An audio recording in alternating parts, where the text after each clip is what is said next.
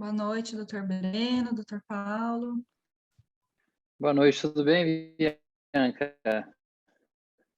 Boa noite.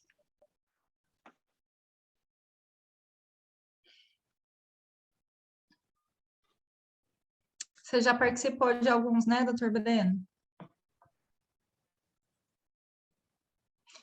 Sua internet Oi? está congelada.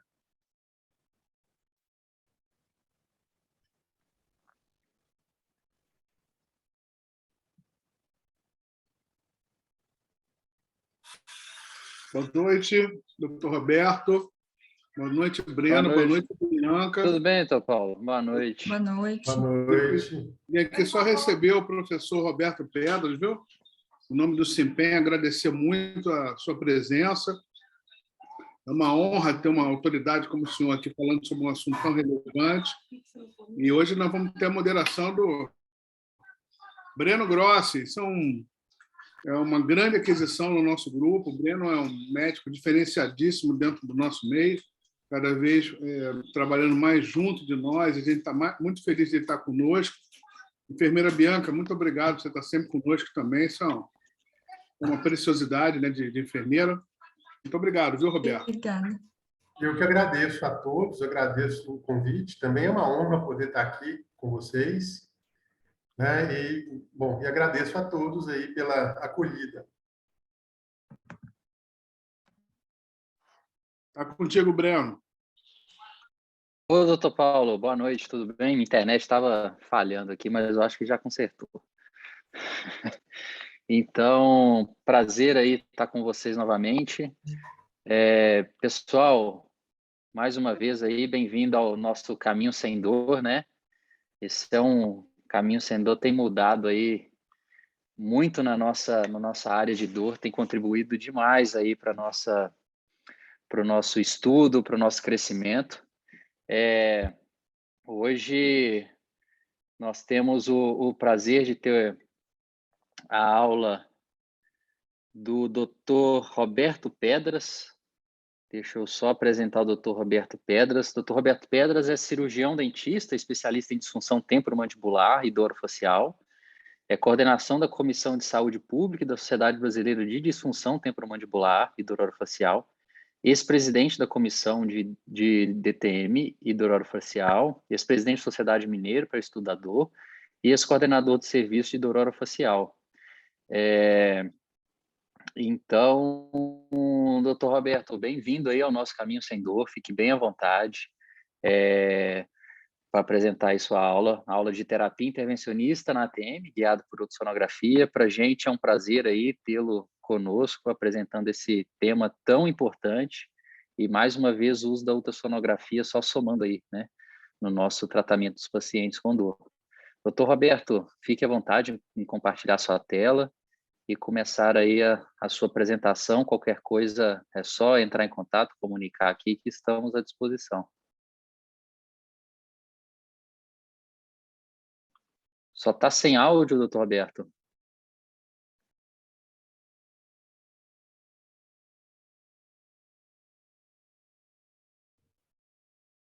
Pronto, resolvido. Vocês estão vendo a tela compartilhada?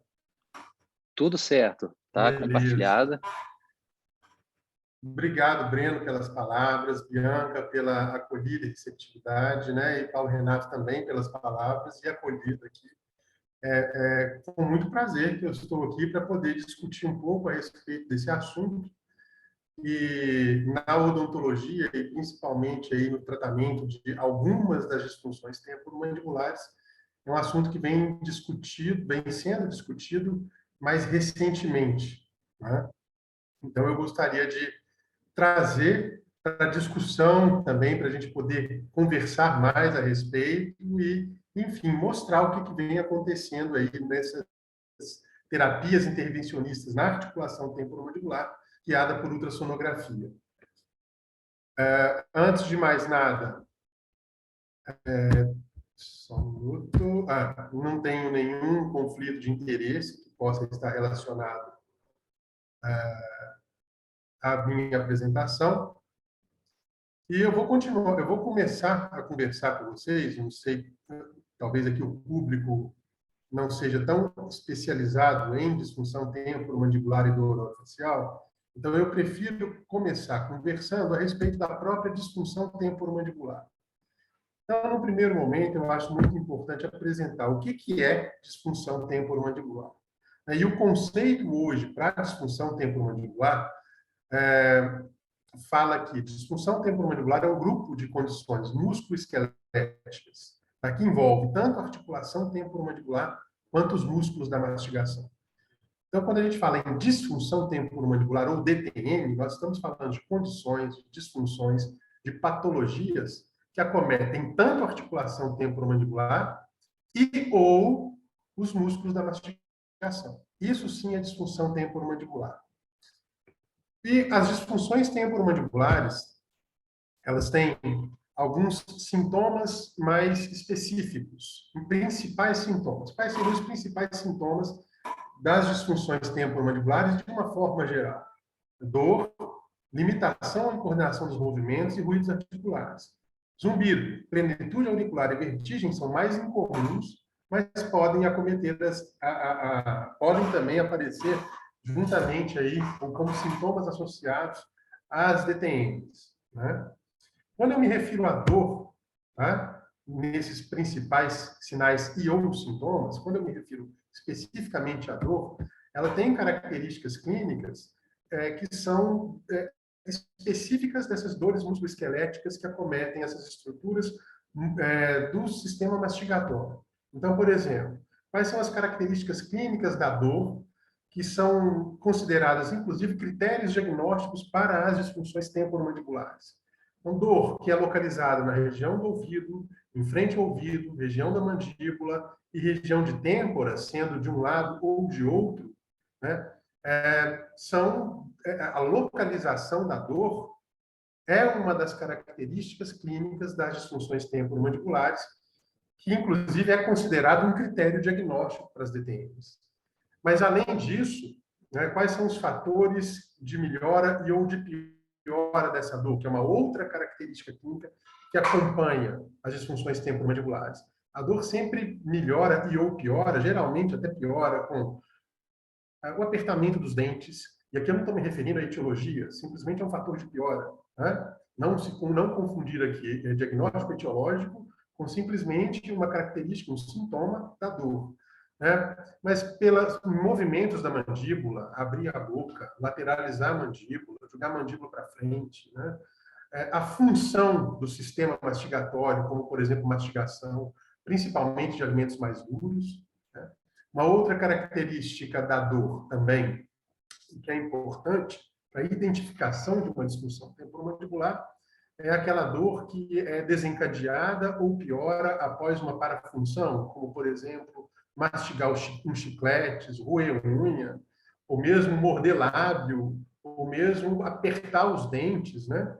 Enfim, essas são as características da dor, ou características clínicas da dor, de uma dor musculoesquelética que acomete essas estruturas do sistema mastigatório, que são conhecidas como disfunções temporomandibulares. Já quando eu me refiro a ruídos articulares, né, como característica clínica ou como sinal e ou sintoma das disfunções temporomandibulares, eu falo principalmente de estalidos e crepitação. E aí, quando particularmente eu falo de estalidos ou crepitação da ATM, eu necessariamente já estou me falando de DTMs mais específicas, né? DTMs que acometem a própria articulação temporomandibular. Vale ressaltar que, em alguns casos, existe um tipo de ruído, que é considerado clique da iminência, que não é um indício de alguma DTM, que não é considerado hoje um indício de uma disfunção temporomandibular. O que é isso? É quando a pessoa abre excessivamente a boca e o cônjuge dá um salto para frente, como se fosse caracterizando um certo deslocamento do cônjuge nesse movimento de ampla abertura de boca. Tá? Então, basicamente, quando eu me refiro a ruídos articulares associados às disfunções temporomandibulares, eu falo de estalido e crepitação. Ponto. E um outro sinal e ou sintoma que é mais comum nas disfunções temporomandibulares é a presença de incoordenação dos movimentos mandibulares. Então, quando a pessoa abre a boca, por exemplo, e faz a abertura não é mais retilínea, ela pode desviar para um lado, ou a abertura pode desviar para o outro e se corrige ao longo do próprio movimento. Ou, às vezes, também pode acontecer alguma limitação do próprio movimento de abertura. Tá? Então, essas características relacionadas ao movimento da mandíbula e que caracterizam a incoordenação desses movimentos é um outro sinal e ou sintoma das disfunções temporomandibulares. Né? A dor, tá, é o sintoma mais comum, okay? Mas não necessariamente todas as disfunções temporomandibulares têm a dor como sintoma. Esse é um aspecto muito importante. Tá? Então, podem existir algumas DTMs que são caracterizadas somente pela presença de alguns ruídos, ou pode ter uma combinação de ruídos com dor, ou tem DTMs que são caracterizadas somente pela presença aí de incoordenação dos movimentos, limitação sem ruído, enfim, pode existir uma variação muito grande na presença de sinais e sintomas entre as diversas pessoas, né? Entre os diversos pacientes, né? O que individualiza cada caso. Então, esse é um ponto extremamente importante. E o que eu quero dizer com isso? Quer dizer que a disfunção temporomandibular, ele é um termo, vamos dizer, guarda-chuva, que engloba vários subtipos de DTM. Então, eu posso ter subtipos, por exemplo, que acometam somente os músculos mastigatórios, como as DTMs musculares. Eu posso ter subtipos, por exemplo, que acometam somente a articulação temporomandibular. Né? E, de uma forma geral, isso não é excludente, ou seja, o mesmo paciente ele pode ter uma disfunção temporomandibular muscular e uma disfunção temporomandibular articular. Né? Ou pode ter mais de um tipo de disfunção temporomandibular articular acometendo as duas articulações, do lado direito e do lado esquerdo. Né? Então, isso caracteriza a diversidade do que nós podemos encontrar nos nossos pacientes. Quando eu me refiro às disfunções temporomandibulares musculares, eu acho que a condição mais comum, por exemplo, é a síndrome dolorosa miofacial, né? A dor miofacial. Mas existem outros subtipos de DTM muscular, tá? Como, por exemplo, um espasmo, uma miosite. Né? Da mesma forma, quando eu me refiro às DTMs articulares, existem vários subtipos, subclassificações de disfunções temporomandibulares articulares, né? Como, por exemplo, as doenças articulares degenerativas, as disfunções do disco, as artralgias, que são as mais comuns e que têm um critério de classificação validado, mas existem também outros subtipos de DTM articular. Né? Então, dentro desse contexto, acho que é muito importante, num primeiro momento aqui, salientar, né, a importância do diagnóstico. Então, quando eu me refiro a DTM, eu não me refiro exclusivamente a condições que afetam a articulação temporomandibular, né? Mas que eu vejo muita confusão nesse conceito. Mas eu me refiro a condições que acometem, que podem acometer tanto a musculatura mastigatória, especificamente a musculatura mastigatória, e também a articulação temporomandibular. Bom, introduzindo ainda, né, o assunto, quando eu me refiro, então, ao tratamento dessas condições, existem diversas alternativas terapêuticas, que vão desde a educação em dor, fisioterapia, ou mesmo a prescrição de alguns exercícios fisioterápicos ou autocuidado, né, que o próprio paciente pode realizar em casa. Dispositivos interoclusais, e aí quando eu me falo de dispositivos interoclusais, eu falo mais de placas oclusais de estabilização, que são dispositivos mais específicos para o tratamento ou para o controle, né, que geralmente é multimodal dessas condições, que na maioria das vezes são condições crônicas. Também o controle medicamentoso, uso de relaxantes musculares, analgésicos, anti-inflamatórios, esteroidais e não esteroidais, né, podem ser utilizados. Muitas vezes também ansiolíticos, anticonvulsivantes, antidepressivos, ou seja, a conduta terapêutica, a alternativa terapêutica vai depender muito do diagnóstico clínico, né, e também do diagnóstico etiológico. Esse é um ponto extremamente importante. E é exatamente na caracterização, tanto do diagnóstico clínico quanto do diagnóstico etiológico, é que nós conseguimos, então, individualizar as alternativas de tratamento, a gente consegue individualizar o tratamento para aquele paciente em questão.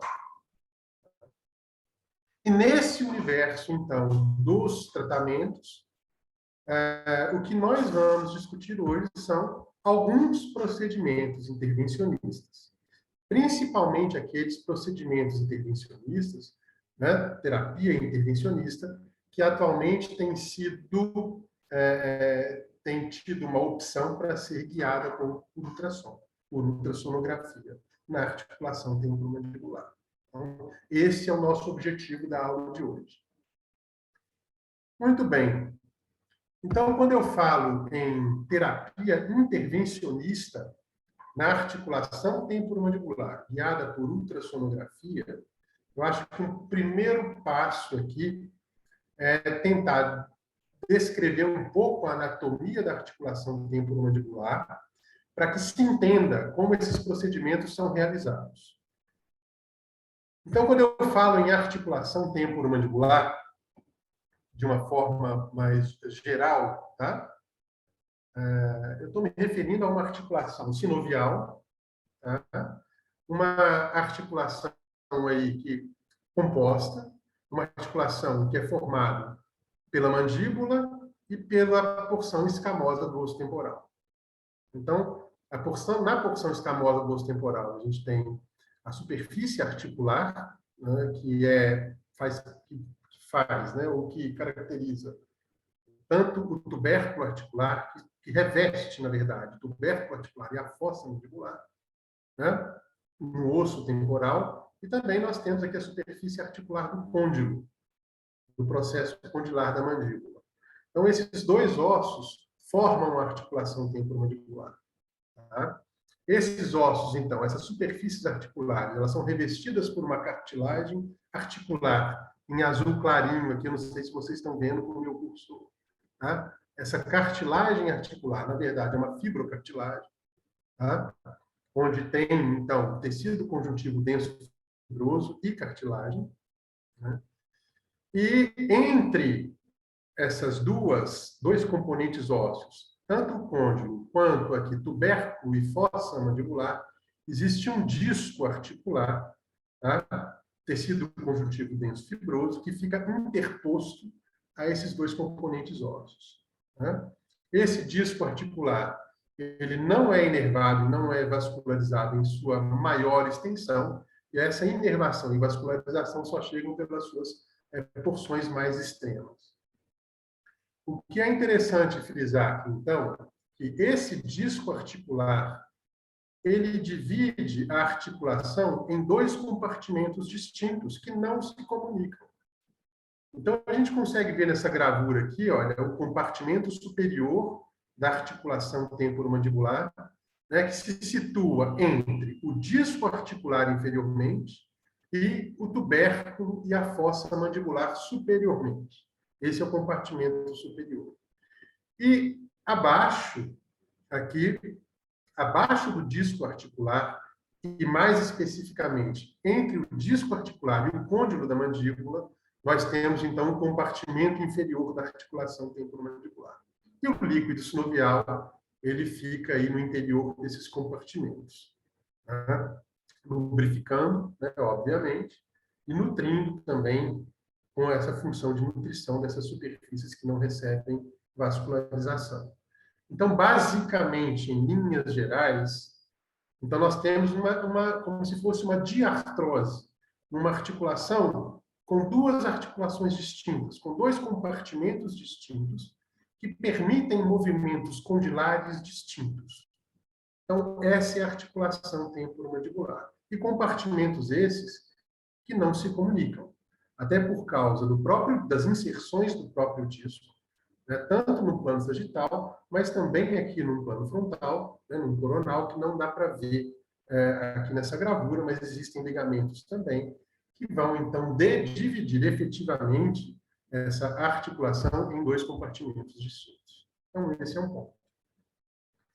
Bom, então, quando eu falo em procedimentos, eu estou tentando explicar um pouco mais aqui sobre a anatomia da articulação temporomandibular, porque quando eu falo em procedimento intervencionista minimamente invasivo na articulação temporomandibular, pode ser, então, uma artroscopia, uma artrocentese, que no caso aqui da artêmia é mais uma lavagem da articulação, com soro fisiológico, lactato, e também injeções intraarticulares. Basicamente, são esses os procedimentos minimamente invasivos, intervencionistas, que são realizados na articulação temporomandibular. E esses procedimentos intervencionistas, na maior parte das vezes, principalmente quando o procedimento é realizado às cegas, né, ou por referência anatômica, eles são realizados no compartimento superior da articulação temporomandibular. E, em muitos casos, né, se não há nenhuma perfuração do disco, ou mesmo uma perda do próprio disco, esses compartimentos não se comunicam. Né? Efetivamente, esses compartimentos não se comunicam. Então, esse é um primeiro ponto. A maior parte dos procedimentos são realizados no compartimento superior. E muitos procedimentos não são realizados no compartimento inferior. E o que a gente vai ver daqui a pouco é que às cegas é muito difícil a gente conseguir infiltrar ou fazer qualquer tipo de procedimento nesse compartimento, visto que essa é uma articulação extremamente pequena e esses espaços também são extremamente pequenos. É muito delicado e, na maior parte das vezes, é muito difícil, sim, clinicamente, a gente, por exemplo, realizar mesmo uma artrocentese no compartimento superior, que o acesso é mais fácil. Né? Cada caso acaba sendo um caso. Né? Então, o primeiro ponto é esse. A maior parte dos compartimentos, dos procedimentos, são realizados no compartimento superior, mas vale ressaltar que existe um compartimento inferior que ele não se comunica com o compartimento superior dessa própria articulação. Muito bem. Então, dito isso, né, quando eu me refiro, então, a procedimentos minimamente invasivos, terapia intervencionista, na articulação temporomandibular, existem alguns pontos que eu acho interessantes que sejam discutidos. Primeiro, então, falando de procedimentos guiados por ultrassom, quais são as suas indicações? O que a gente tem de evidência hoje? Em que momentos, quais seriam os diagnósticos clínicos? Em que momento a gente poderia indicar esses procedimentos? Qual que é a acurácia da técnica? Né? Por que fazer por ultrassom? Uma outra pergunta que se faz: existe alguma efetividade no tratamento dessas terapias guiadas por ultrassom? Qual que seria a efetividade que se tem hoje para esses procedimentos guiados por ultrassom? E falar um pouquinho mais sobre a técnica que tem sido realizada hoje para esses procedimentos. Então, falando de indicação, esse é o primeiro ponto, eu queria mostrar para vocês o seguinte: o diagnóstico clínico, tá? Os diagnósticos clínicos, onde a gente vê que esses procedimentos minimamente invasivos são mais indicados, são em condições, em DTMs articulares, mas principalmente aquelas onde tem as disfunções do disco articular, onde o disco articular encontra-se deslocado, recapturado ou não, mas esse é o diagnóstico clínico que é um dos diagnósticos que é mais estudado para essas terapias intervencionistas. As doenças articulares degenerativas, tá? Acompanhado muitas vezes de uma sinovite, né, de uma artralgia, né, sem contar também muitos casos de doenças inflamatórias da articulação temporomandibular, como, por exemplo, vocês estão vendo aqui a artrite reumatoide. Então, esses são as condições clínicas, os diagnósticos clínicos que têm maior indicação para os procedimentos intervencionistas de uma forma geral. Mas aí eu pergunto, eu estou discutindo aqui procedimento intervencionista guiado por ultrassom, né? Então, para esses procedimentos, quais são as condições que eu mais indicaria, hipoteticamente, visto que não tem muito trabalho, não existe muita evidência para esses tratamentos, mas quais seriam, então, as condições que eu indicaria? Principalmente naqueles casos onde existe algum acometimento da superfície articular do côndilo, que está presente no compartimento inferior, que muitas vezes ele não é realizado nenhum tipo de procedimento nesses compartimentos, esse compartimento inferior. Então, eu indicaria esse procedimento naquelas DTMs articulares, onde eu consigo enxergar como um desses diagnósticos, mas que eu tenha com mais clareza alguma alteração importante na região do compartimento inferior. E por que compartimento inferior? A gente vai ver daqui a pouco. Vamos discutir exatamente isso daqui a pouco. Porque não estou falando aqui em compartimento superior. Daqui a pouco a gente discute um pouco sobre isso, mas esse seria um primeiro ponto. Né? E aí, principalmente, as doenças articulares degenerativas, quando a gente vê quando a gente evidencia alterações degenerativas na superfície articular do côndilo, no processo condilar. Então, nessas situações específicas, se configuram condições clínicas, diagnósticos clínicos que eu indicaria um procedimento minimamente invasivo. Mas em que momento que eles seriam indicados? Então, para entender um pouco mais esse momento, para a gente poder discutir um pouco assim, quando indicar esse tipo de procedimento guiado por ultrassom, eu acho interessante a gente discutir dois trabalhos aqui, que são duas meta-análises em rede.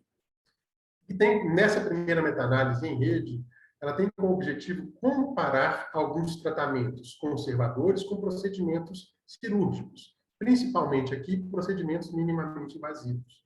Tá? E o que a gente consegue enxergar aqui nessa comparação evidenciada nessa meta-análise em rede? Então, primeiro, que eles avaliam dois desfechos: dor, de uma forma geral, e extensão de abertura de boca. Tá? E eles elegeram ou incluíram vários estudos clínicos, né, onde foram estudados, então, foram avaliados, por exemplo, a injeção intraarticular de corticoide, artrocentese junto com plasma rico em fibrina, artrocentese com hialuronato de sódio, artrocentese com corticoide, artrocentese sozinha, cirurgia aberta, né? Artroscopia com plasma rico em fibrina, injeção intraarticular só injeção intraarticular, só com hialuronato de sódio, né? Artroscopia sozinha, e os quais seriam os procedimentos aqui mais conservadores? A fisioterapia, né? Os tratamentos conservadores aqui foram exercícios fisioterápicos mandibulares e o uso de placa oclusal de estabilização e o placebo. Bom, e claro, obviamente, eu não tenho que dizer também que eles dividiram aqui esse trabalho em dois grupos. Grupos que tiveram um segmento desses longitudinal aí, desses desfechos, num período de tempo menor que 5 meses, num período de tempo maior que 6 meses. Tá? Por isso, todos esses resultados que vocês estão vendo aqui. De uma forma geral, qual foi a conclusão que se chegou nesse trabalho? Chegou que, para o tratamento das DTMs articulares, os procedimentos minimamente invasivos, né, se mostraram mais efetivos do que os tratamentos mais conservadores. Tá? Isso que foi uma das conclusões desses autores. Porém, nós temos que tomar um certo cuidado na interpretação desses dados por causa do risco, por causa da qualidade da evidência dos trabalhos escolhidos. Muitos deles, né, têm uma qualidade de evidência questionável, ou mesmo não foi nem possível ser avaliada a qualidade de evidência de muitos desses estudos clínicos. Então, o risco de viés é considerável. Então, a gente tem que tomar um certo cuidado com relação à interpretação também desses dados, visto que, às vezes, o próprio trabalho, como o risco de viés é considerado, o próprio trabalho tem um risco de viés também considerável. Mas, de qualquer modo, ao mesmo tempo, e fazendo aqui o papel do advogado do diabo, a gente tem que ver que é um pouco do indício do que se tem de evidência. E um trabalho recente, feito em 2020. Bom, uma outra meta-análise em rede, até mais recente desse ano, e aí também falando somente de disfunções do disco articular, né? Também fez um trabalho, teve como um dos objetivos aí fazer um trabalho, fazer uma comparação entre os diversos tipos de procedimentos aí minimamente invasivos com alguns procedimentos não invasivos, mas conservadores. Tá? Então, por exemplo, quais foram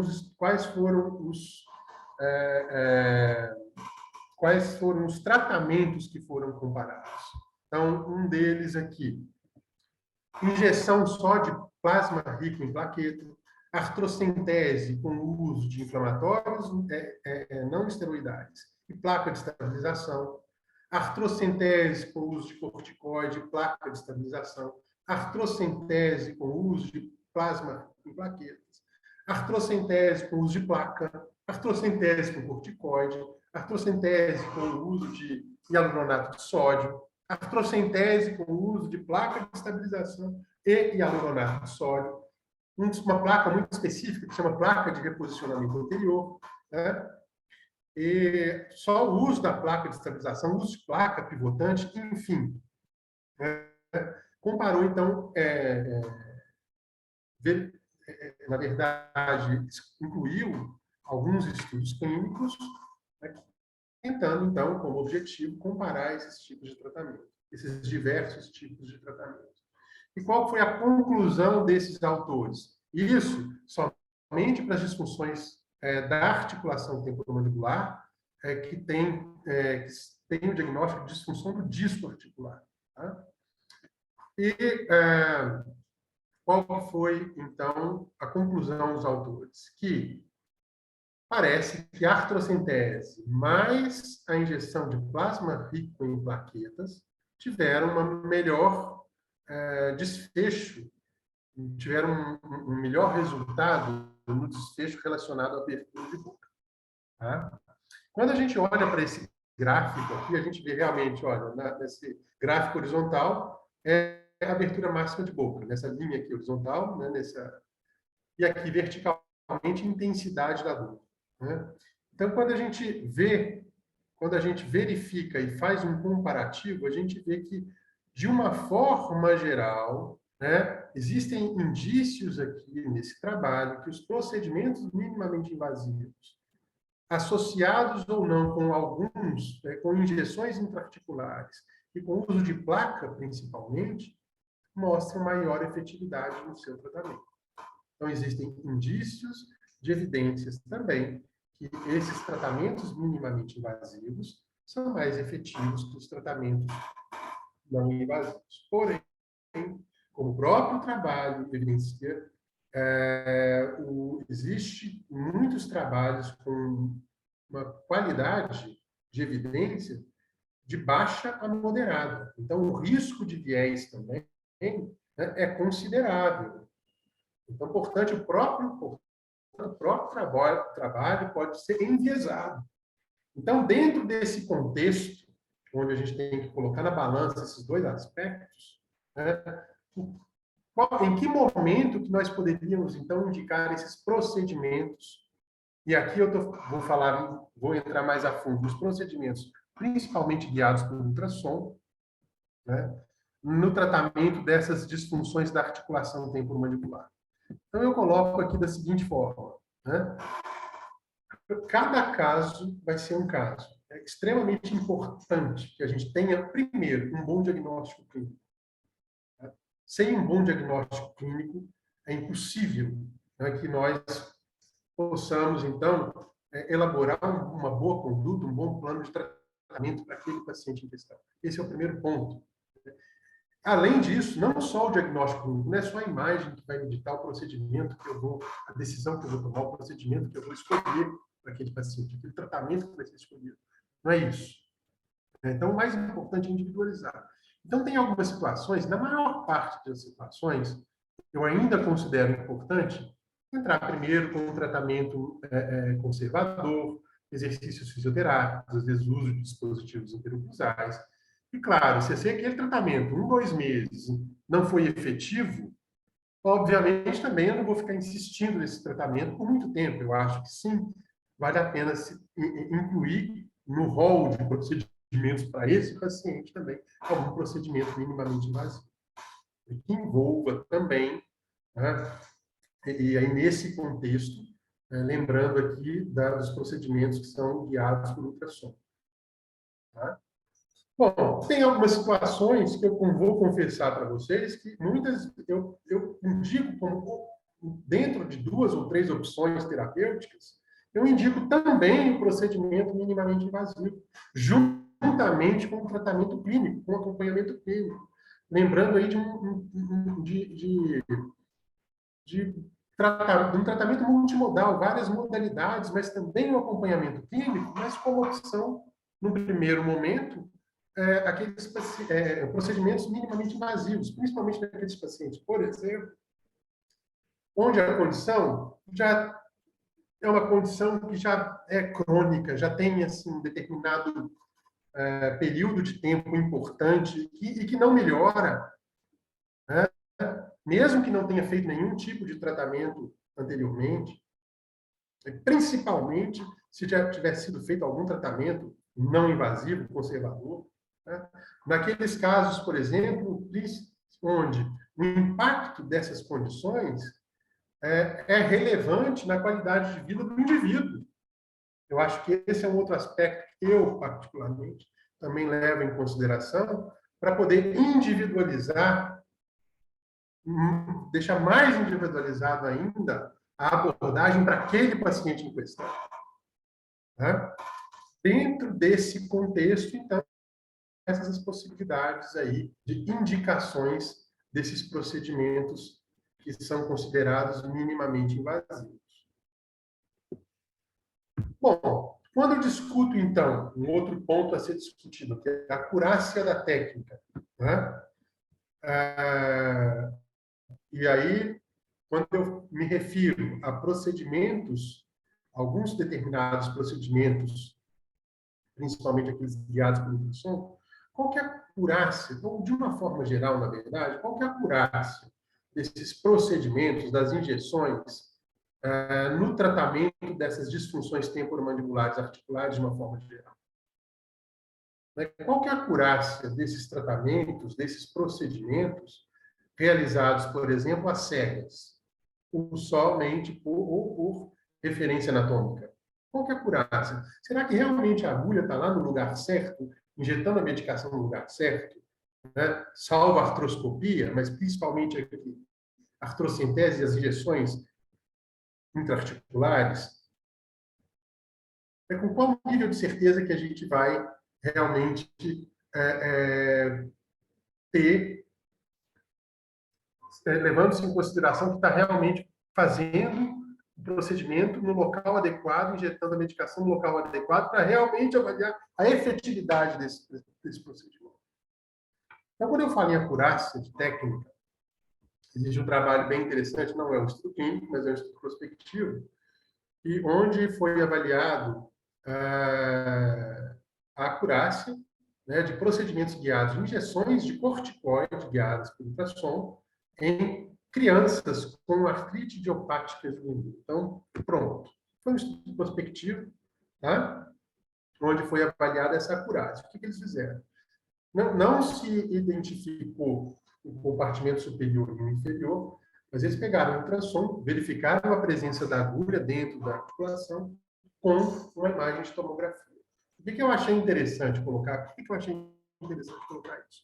Que mesmo com o ultrassom, quando se fala em posicionamento da agulha, verificou-se que em 90% dos casos, o posicionamento da agulha estava aceitável e que estava inaceitável em 10% dos casos. Eu acho que, obviamente, aqui, aí eu vou falar um pouco, colocar um pouco da minha experiência clínica. A gente tem que levar em consideração que são crianças, a articulação é pequena, né? E quando se tem alguma alteração degenerativa, principalmente aí decorrente de um processo inflamatório, fica mais difícil ainda realmente acertar a articulação. Então, a acurácia, principalmente numa situação onde tem um diagnóstico clínico de uma doença inflamatória, articular inflamatória, com alterações degenerativas, ela é questionável. E mesmo nos casos onde a agulha estava num posicionamento aceitável, ela precisou de algum ajuste de posicionamento em aproximadamente aqui, ó, 16% dos casos. Né? O que isso evidencia para a gente? Nessas situações, mesmo com ultrassom, e aqui eu não estou falando de compartimento superior ou compartimento inferior, mas nessas situações, mesmo com ultrassom, ainda assim, não sei, ainda não dá para a gente avaliar qual que se é significativa ou não essa estatística, tá? Mas ainda assim, existem alguns casos onde se mostra que o posicionamento da agulha é inaceitável para a injeção da medicação. Então, vem esse questionamento. Né? Não quer dizer que isso aqui seja uma verdade a ser declarada aos quatro cantos aí, mas nasce um questionamento. Se mesmo, numa situação de uma doença articular, de uma disfunção da articulação, se mesmo com ultrassom essa acurácia pode ser questionada, né? Imagina as cegas. Esse é um ponto. Tá? Um outro estudo, falando aqui, então, de acurácia, de técnica, um outro estudo interessante é um estudo piloto, né, em cadáver, mas o que eles fizeram? Eles compararam a técnica tanto no compartimento superior da articulação, quanto no compartimento inferior da articulação, de injeções, né? Eles injetaram corante, mas injeções guiadas por ultrassom e injeções que foram por referência anatômica, às cegas. Né? E o que foi verificado, então, nesse estudo? Quando se fala de compartimento superior, quando a técnica foi feita às cegas, 8 das 10 articulações, elas mostraram-se efetivas ou mostraram uma acurácia. Enquanto, quando foi avaliado essa mesma infiltração, mas só que guiada por ultrassom, 10, em todos os casos, conseguiu, então, acertar o compartimento superior. Mas essa diferença não foi estatisticamente significativa. Tá? Estatisticamente, não se mostrou diferente. Para o compartimento superior, a técnica realizada com ultrassom e a técnica realizada às cegas. Agora, quando se compara as dois tipos de procedimentos, às cegas e por ultrassom, realizados no compartimento inferior, o que verificou-se? Que no compartimento inferior, de 10 articulações, somente 3 conseguiram alcançar esse mesmo compartimento quando essa técnica foi realizada às cegas. Tá? E quando feita guiada por ultrassonografia, 9 de 10 articulações, então, 9 casos, 9 procedimentos alcançaram o compartimento inferior. E essa diferença entre esse grupo, onde a técnica foi feita às cegas, com o grupo onde a técnica foi realizada por meio de ultrassom ou guiada por ultrassom, foi estatisticamente significativa. Né? Então, por que eu estava falando em compartimento inferior antes? Por causa disso. O aspecto então, é questionável que a acurácia dos procedimentos por referência anatômica realizados no compartimento inferior da articulação temporomandibular. E um outro aspecto interessante nesse estudo foi, quando essas injeções falharam, geralmente onde que o corante ele era injetado? E daqui eles eram injetados fora da cápsula. Tá? Então, alguns casos aqui no aspecto anterior, até também pegando um pouco o músculo pterigóide lateral, outros assim bem lateralmente à cápsula articular, e outros casos mais posteriormente à cápsula articular. Mas não eram alcançados, nesses casos todos, os compartimentos, principalmente aqui o compartimento inferior, né? Bom, dito isso, qual que é a implicação clínica desse que a gente pode ter, levando-se em consideração esses trabalhos? Que o ultrassom ele tem o potencial para aumentar a acurácia do procedimento, principalmente no compartimento inferior. E por isso, então, eu volto aqui agora a discutir, bom, então, em quais procedimentos, em quais diagnósticos especificamente, principalmente naqueles diagnósticos onde existe um acometimento da articulação no compartimento inferior.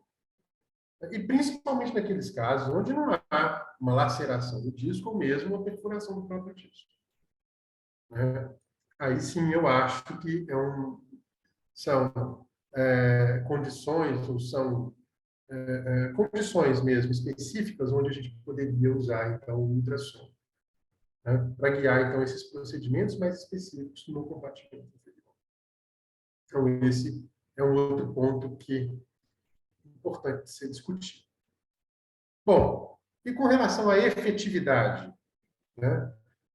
Eu estou falando aqui então agora, né? Mais especificamente, estou falando aqui de procedimentos minimamente invasivos, guiados por ultrassom, e agora a gente está vendo no compartimento superior, e talvez a gente aqui coloque em xeque, será que precisa fazer no compartimento superior? Né? Até porque tem alguns trabalhos que comparam a artrocentese às cegas com a artrocentese guiada, e que não mostram diferenças significativas nos desfechos, nos resultados desses trabalhos. Né? Bom, e então nessa situação específica, onde eu quero fazer infiltração de alguma medicação no compartimento inferior, ou mesmo artrocentese no compartimento inferior, ou mesmo artroscopia no compartimento inferior, que eu acho que é mais difícil ainda. Né? Qual que é a efetividade? Pessoal, não existe muita evidência a respeito da efetividade desse tratamento no compartimento inferior, não. Um dos trabalhos que eu vi, um estudo clínico que compara a injeção de ácido hialurônico, né, de hialuronato de sódio, em pacientes com disfunção do disco articular, no compartimento inferior, é esse aqui. Então, ele compara a injeção de hialuronato no compartimento superior, no grupo, no outro grupo, injeção de hialuronato no compartimento inferior, em pacientes com disfunção do disco articular. Basicamente isso. E avalia em 3 desfechos.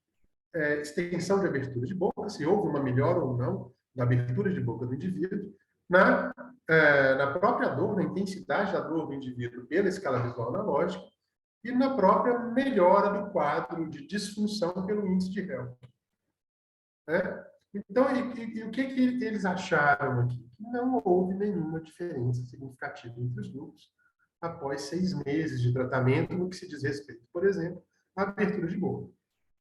Da mesma forma, não houve, no quesito dor, somente no terceiro mês que a dor foi significativamente inferior no grupo onde foi injetado hialuronato no compartimento inferior.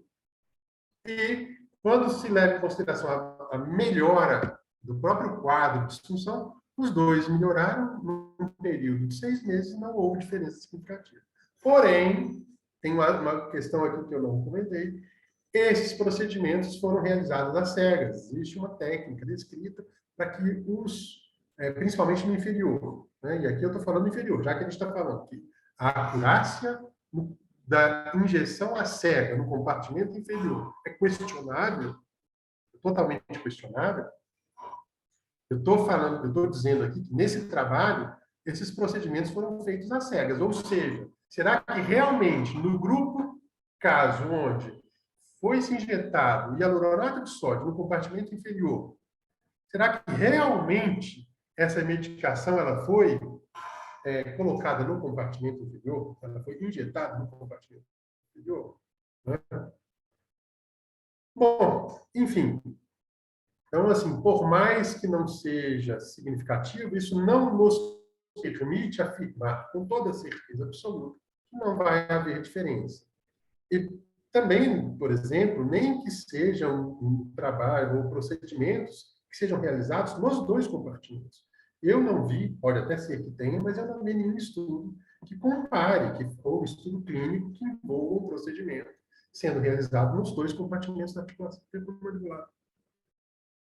Então, não existe ainda nenhuma evidência, ou está muito fraca a evidência, para que a gente possa fazer qualquer tipo de afirmativa quando se leva em consideração o procedimento realizado no compartimento inferior.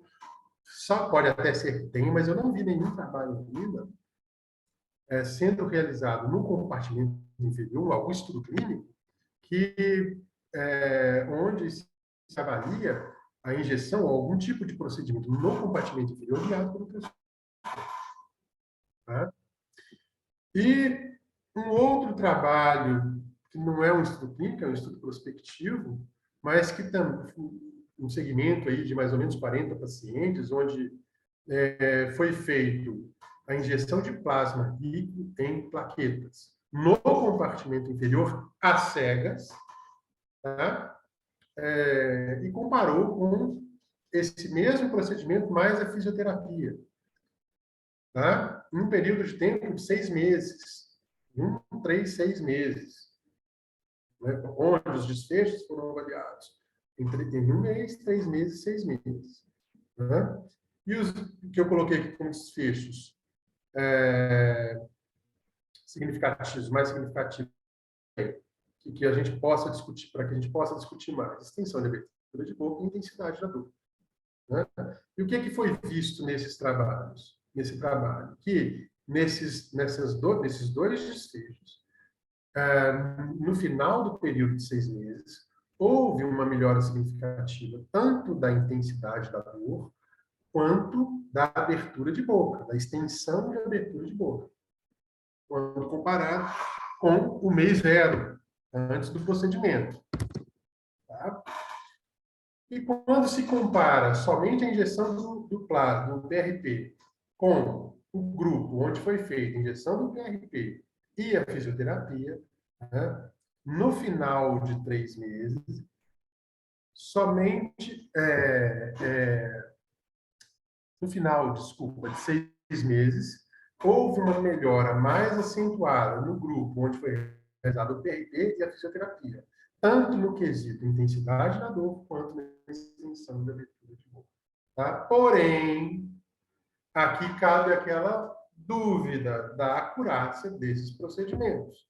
Até que ponto que realmente a injeção foi realizada no local adequado para que se tenha um olhar mais adequado sobre o procedimento, apesar das melhoras. Enfim, como é um estudo prospectivo, será que a gente não pode questionar também esse desfecho? Será que a gente pode ter alguma conclusão mais assertiva, alguma conclusão mais objetiva a respeito desses procedimentos realizados no compartimento inferior, que é o que eu estou colocando em questão aqui, até porque a acurácia ela nos leva a questionar esses procedimentos feitos nas cegas, mas está aí. É mais um indício de que talvez esse procedimento realizado no compartimento inferior possa ser efetivo. Mas é só um indício, não dá para afirmar com tanta certeza. Não dá para afirmar com nenhuma certeza, na verdade. Né? Então, quando se fala em procedimento... E, bom, antes disso, me desculpa, uma outra questão que a gente pode colocar também com relação aos procedimentos guiados por ultrassom na articulação temporomandibular é a seguinte: bom, tudo bem, e qual que seria? Porque a gente não tem ainda resultados a respeito da efetividade, mas será que existe alguma vantagem, principalmente no que se diz respeito ao tempo do procedimento? Então, tem um estudo comparativo, que também, por mais que as evidências ainda sejam mais pobres e enviesadas, mas que não coloca nenhuma evidência significativa no que se diz respeito ao tempo do procedimento. Ou seja, tem um trabalho que fala que com ultrassom demora menos tempo, e tem trabalho que vai falar que com ultrassom vai demorar mais tempo. Então, o tempo, não existe nenhuma vantagem com relação ao tempo.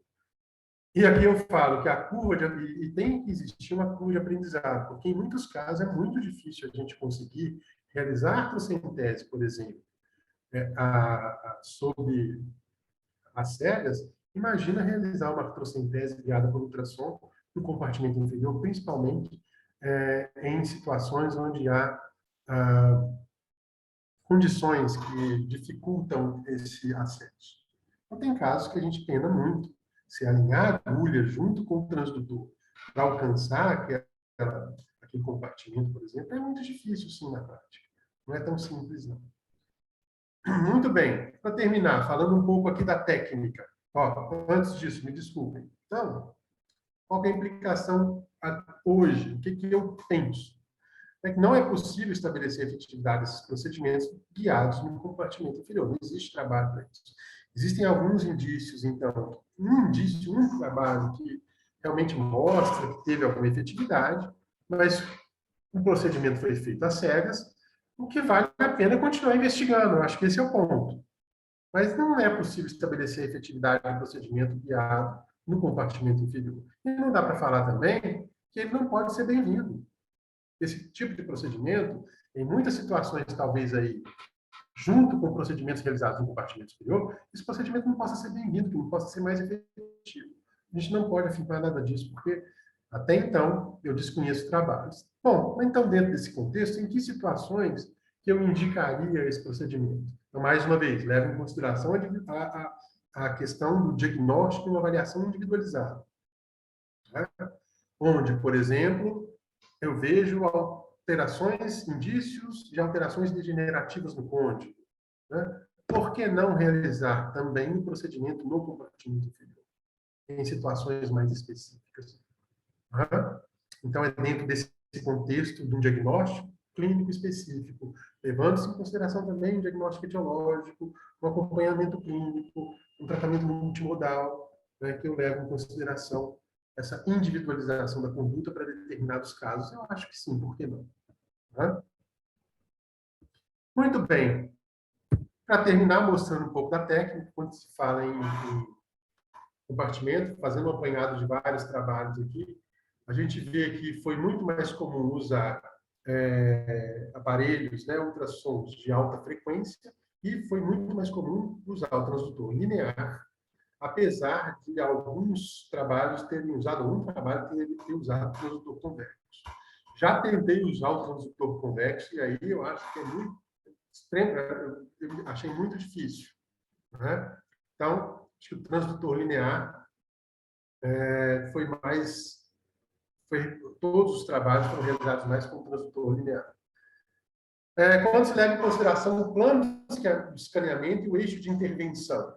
Então, alguns trabalhos, acho que uns 2 trabalhos, dentro do rol de trabalhos que eu elegi aqui, foram realizados fora do plano, com um transdutor num plano transversal.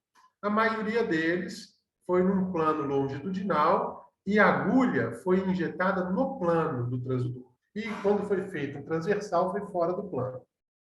Bom, então essas são essas 2 possibilidades.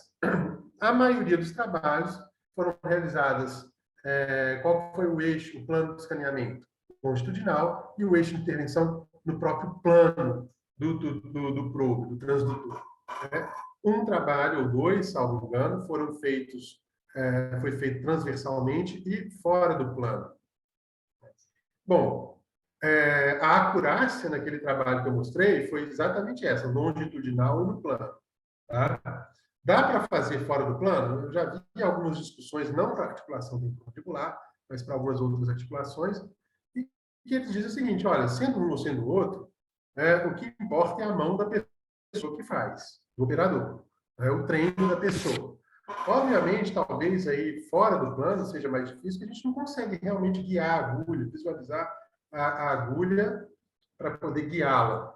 Né? Então, talvez seja mais assim, confirmar mesmo do que guiar. E fora do plano, eu questionaria também se realmente daria para conseguir fazer um compartimento, em qual compartimento que estaria sendo feito esse tipo de tratamento, esse tipo de intervenção. Agulha, infinidades, né? Você está aí vendo a agulha de 16 a 25, tá? De 1,6 a 0,5 milímetros de espessura. Tem estimuplex, sonoplex, que daria para fazer principalmente com infiltrações, né? Não necessariamente a fotossintese guiada. Pode ser interessante também, é mais caro, mas pode ser interessante.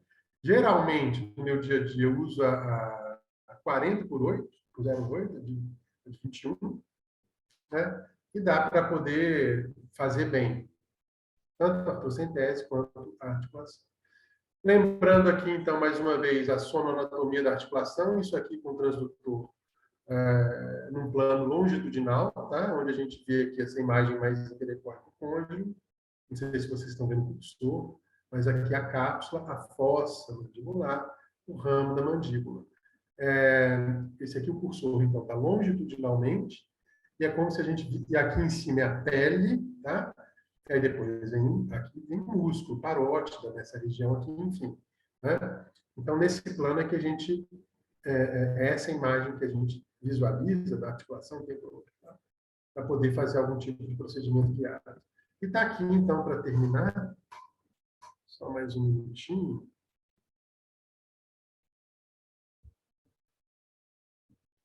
Para que vocês vejam, então,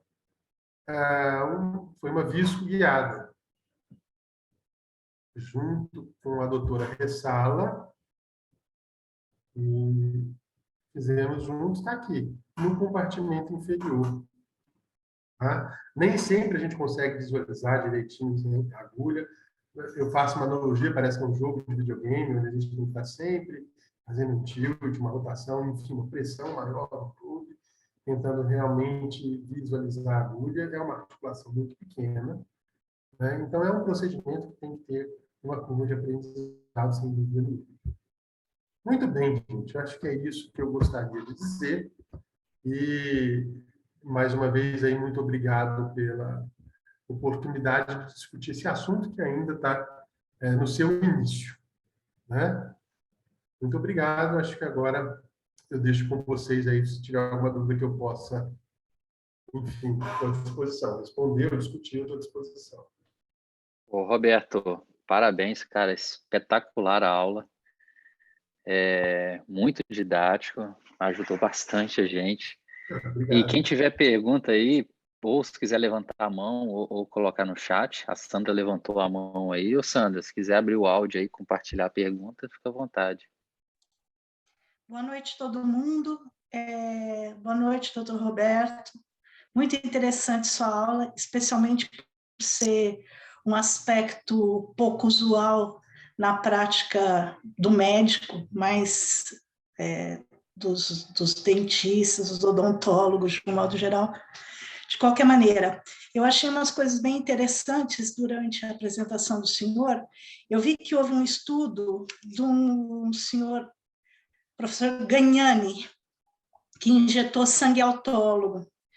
O senhor sabe qual foi o desfecho do uso de sangue autólogo nessa articulação?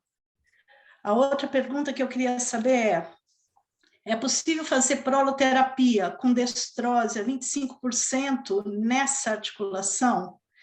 E terceira pergunta, qual é o volume de visco que o senhor faz de hialurônico nessa articulação? Obrigada. Nada. Obrigado pelas perguntas, Sandra. A primeira pergunta, eu confesso que eu não me lembro bem do desfecho de autólogo, de sangue autólogo nessa articulação, não. Tá? Confesso mesmo, eu teria que realmente revisar esse dado, mas eu não sei te responder. Com relação à segunda pergunta, qual foi mesmo? Destrose a 25%. Eu já fiz com glicose, né, no hospital. Sim, a proloterapia.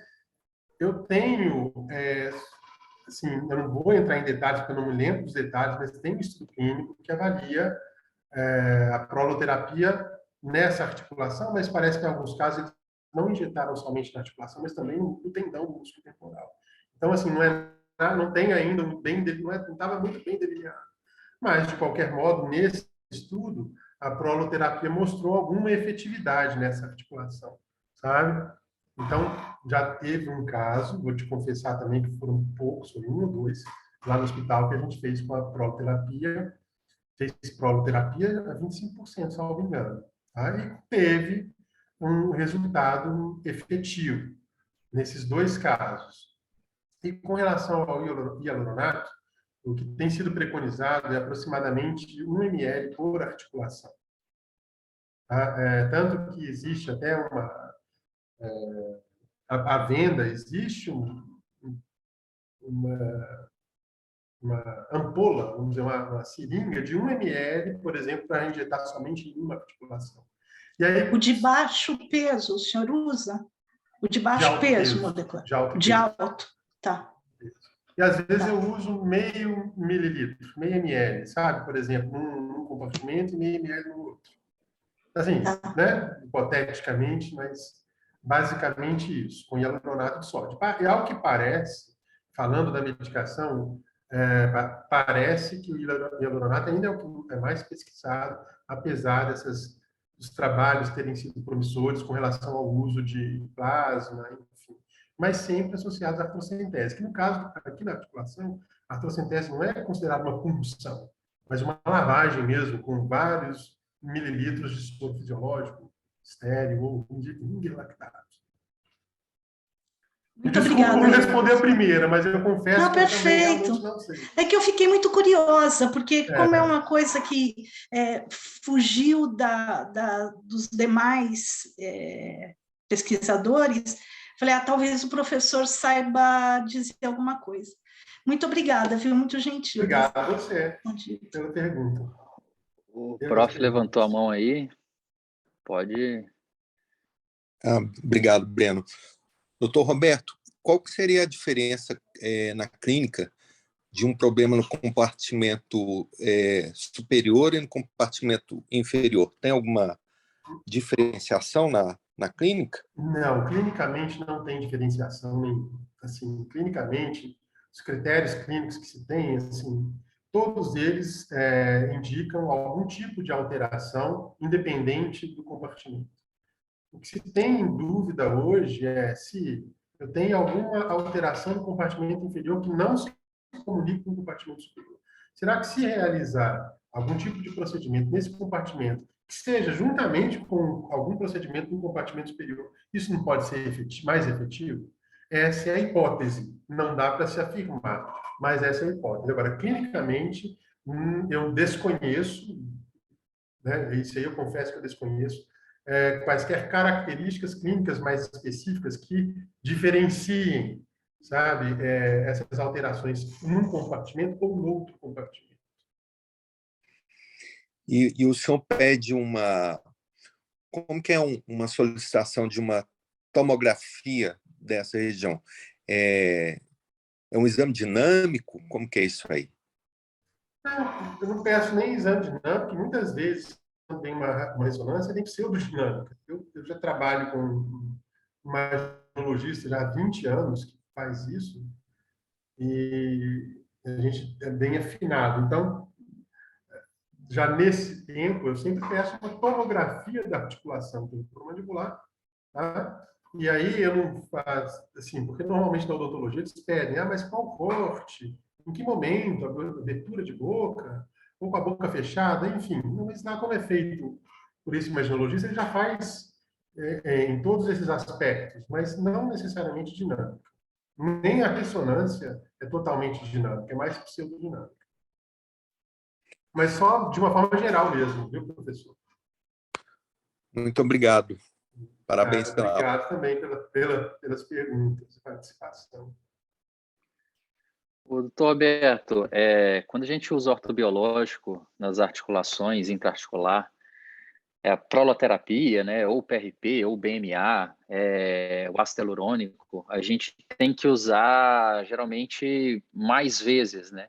Então, 3, 4, se for a proloterapia, até mais vezes aí, umas 5 vezes em alguns pacientes, para ter um resultado igual, às vezes, um ácido hialurônico ou um outro ortobiológico. Nesses trabalhos que eles mostraram a melhora, assim, foi injeção única, pelo que eu entendi? Sim, sim. Agora, eu não coloquei aqui, mas entrando um pouco nesse aspecto, existem alguns trabalhos que, por exemplo, teve um trabalho, mas aí foi uma série de casos, então não tem uma evidência consistente, né? e que avaliou vários tipos de problema e que fez injeções seriadas, assim. Eu não vou me lembrar o tempo. Mostrou alguma efetividade no controle, por exemplo. Ela tinha alteração degenerativa, virou um processo regenerativo, vamos dizer assim. Mas uma série de casos em que realmente não dá para poder afirmar nada disso, e com uma alternância no peso molecular, sabe, do hialuronato. Agora, teve um outro trabalho que foi um estudo clínico com 3 grupos, também não vamos lembrar muito dos detalhes, mas que ele fez uma artrocentese, uma lavagem da articulação com injeção de ácido hialurônico em 5 sessões seguidas, salvo engano, cada uma numa semana. Tá? Enfim, o que eu me lembro desse trabalho, que também assim, não teve uma evidência tão consistente entre os diversos grupos. Então, teve um grupo que foram 5, teve um grupo que foi uma só, teve um outro grupo que eu não me lembro, se me desculpa, eu não vou lembrar direito o delineamento do trabalho, mas eu me lembro do desfecho que não foi tão significativo assim. Entende a comparação? Então, o que eu considero ainda hoje, por mais que tenha muitos estudos clínicos, por mais que existam algumas meta-análises, nem digo meta-análise, mas revisão sistemática, é muito questionável os desfechos ainda, porque os trabalhos têm uma qualidade de evidência baixa, o risco de viés é de moderado para alto, então não dá para a gente ainda ter essa conversa mais aprofundada a respeito da evidência que se tem a respeito desses procedimentos de uma forma geral, sabe? Principalmente proloterapia, então, que tem menos ainda, né? Eu já vi trabalho com colesterose, mas assim, aí pode ser até por pouquíssimos trabalhos, eu vi 1 ou 2 a respeito do assunto. Agora, o plasma rico em plaquetas tem sido mais pesquisado, parece ser promissor, mas eu ainda considero que necessitam mais trabalhos para que a gente possa realmente afirmar a efetividade do mesmo. Né? Não sei se eu respondi. Não, muito obrigado. O Sérgio está perguntando aqui se tem algum procedimento de denervação ou modulação para TM guiado por ultrassom. Pois é, o Dr. Carlos está aí. A gente até conversou uma vez, né, Carlos? Exatamente sobre radiofrequência pulsada, né, do nervo aurículo temporal. Tem uma técnica que descreve muito bem o bloqueio desse nervo. Eu já vi um caso ou outro, um relato, uma pessoa que fez, mas então existe o procedimento, sim, mas eu não conheço ainda trabalho a respeito disso, mas que eu acho que está aí, é um campo a ser mais pesquisado, principalmente para casos específicos. Roberto, o grande desafio é você não lesar o massetérico, né? A gente ficou quebrando a cabeça aquela vez. Talvez fazer só no aurículo temporal. Porque aí por trás do côndilo, o massetérico é à frente, na incisura. Não, mas anteriormente. Depois tem um raminho que sai dele, que passa à frente, que leva a outra parte. Acho que parece muito, Breno, que eu lembro, né? Quando a gente estava começando a fazer de ombro, sabe? Faz aqui, não, mas aqui não pode, mas vai faltar. Mas a gente vai acabar bolando alguma coisa, né, Roberto? Vamos sim. Depois eu pensei uma agulha com ponta ativa de 5 milímetros, sabe? Uma agulha de 5, ponta ativa de 5. Tentar fazer menos lesões, é uma lesão menor, mas esse tem que aumentar muito a precisão, né? E talvez fazer radiofrequência pulsada intraarticular, né? Pois é, aí pode ser interessante. Aí é mais fácil. Uma entrada só, relativamente. Tem uma pergunta do Guilherme. No caso de DTM muscular, qual a experiência com botox em músculos masseter temporal? Eu não indico como tratamento de primeira escolha, né? Eu acho que não tem uma evidência ainda tão concreta, apesar de existir um único estudo clínico que fala que naqueles casos mais nos casos que eu digo refratários, onde se tentou algum tratamento clínico e não teve uma melhora, parece que tem uma evidência satisfatória, né? Principalmente na dor miofascial, a síndrome dolorosa miofascial, que acomete esses músculos mastigatórios. Então, assim, eu não indico como primeira escolha, mas, claro, também não melhorou com tratamento conservador.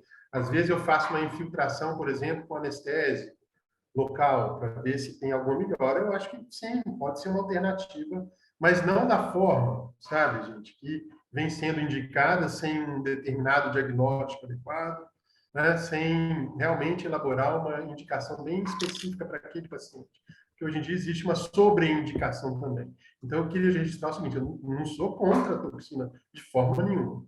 O que eu sou a favor é do seu uso baseado no raciocínio clínico adequado. Perfeito. Tem uma pergunta: qual seria a indicação de radiofrequência como citada agora? Não sei quem falou, mas a radiofrequência a gente tem 2 tipos, né? A radiofrequência ablativa e a radiofrequência pulsada, que ela é neuromodulatória. Então, no que foi falado ali, seria mais a pulsada, que a gente faz intraarticular com o objetivo de neuromodular e melhorar os componentes oxidativos, inflamatórios intraarticular, que está sendo bastante estudado agora. Se quiser complementar alguma coisa aí, prof, Mas eu fica acho que à é isso, vontade, você mas é falou. isso. Acho que você respondeu. Principalmente naqueles casos, mais uma vez, né, que são mais difícil, melhor, enfim, tem um impacto significativo, já tentou algum procedimento, não melhorou, enfim. Né, eu acho que talvez complementando só isso, mas acho que está respondido. Acho que mesoterapia, alguma indicação ou experiência? Olha, confesso que eu não tenho experiência com mesoterapia. Se alguém souber, por favor, eu gostaria até que me explicasse o que seria mesoterapia. Mesoterapia é uma técnica de injeção intradérmica que usa algumas substâncias. A glicose, a gente chama de pitch de glicose, né? Aí tem vários, tem gente que usa procaína com rutina, com alguns outros relaxantes musculares, mas é uma Terapia técnica neural, uma coisa assim? uma de neuromodulação ali também, Eu não que se conheço, faz gostaria até de conhecer. intradérmico, mas não Eu já sei se... injetei procaína intradérmica, mas assim, Uhum. não foi muito naquele esquema de terapia neural, não sei se eu poderia chamar de mesoterapia, mas não tenho muita experiência, não. Foi um ou 2 casos. Assim. Então, realmente, eu não tenho muita experiência. Roberto... Queria fazer uma pergunta para o meu grande amigo, Roberto Pedras, companheiro da Unifesp desde 1999. Roberto, você não acha que está havendo muito estudo de revisão sistemática sobre terapias comparando essas terapias minimamente invasivas, sem contemplar os aspectos de resolução espontânea, de remissão espontânea, e isso não está... o caminho científico não está invadindo demais essa azeitoninha tão minúscula e tão diferente de outras articulações? Você não acha que estão extrapolando a histologia de outras articulações para a nossa ATM? Aquelas revisões que eu coloquei ali foram especificamente na ATM. Né? Então, assim, o que eu posso falar e o que eu acho é que realmente tem um excesso no que se diz de revisão sistemática, que talvez deveria ser mais uma revisão de escopo, não sistemática. Né? E muito menos, não tem nem meta-análise naquelas revisões sistemáticas, porque não tem trabalhos, estudos clínicos com uma qualidade de evidência adequada para que se faça uma revisão sistemática, e o risco de viés, eu acho que é esse o ponto. O risco de viés, a gente tem que tomar um certo cuidado na interpretação desses dados, por causa desse risco de viés, devido à qualidade dos estudos que são realizados. Então, o que está precisando, eu acho, é de estudo clínico.